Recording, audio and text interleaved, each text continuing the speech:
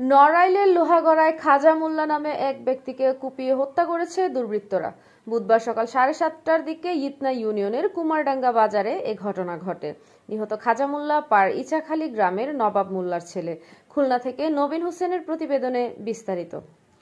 নিহতের স্বজনরা জানান, খাজা মোল্লা চা খেতে বাজারে গেলে ইতনা ইউনিয়ন বিএনপির সভাপতি পলাশের নেতৃত্বে 15 থেকে 20 জনের একটি দল তাকে কুপিয়ে জখম করে। পরে তাকে লোহাগড়া উপজেলা স্বাস্থ্য কমপ্লেক্সে নিলে চিকিৎসক মৃত ঘোষণা করেন।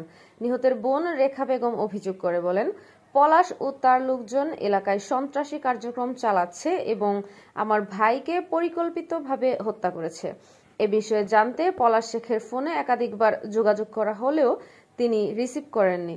লোহাগড়া থানার ওসি মোহাম্মদ আশিকুর রহমান বলেন, মরদেহ ময়না তদন্তের জন্য নড়াইল সদর হাসপাতালে পাঠানো হয়েছে এবং ঘটনাস্থলে অতিরিক্ত পুলিশ মোতায়েন করা হয়েছে। অভিযুক্তদের ধরতে অভিযান চলছে।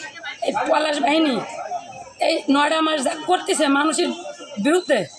এই পলাশ, ইনসান, তিতাস, রাহাত, তারপরে মাসুম, শরীফুল, সাইফুল, রবি, রহমতুল্লাহ, এগুলো যে একটা বাহিনী, এরা মা ভাই বোনকে ওরা মানতেছে না।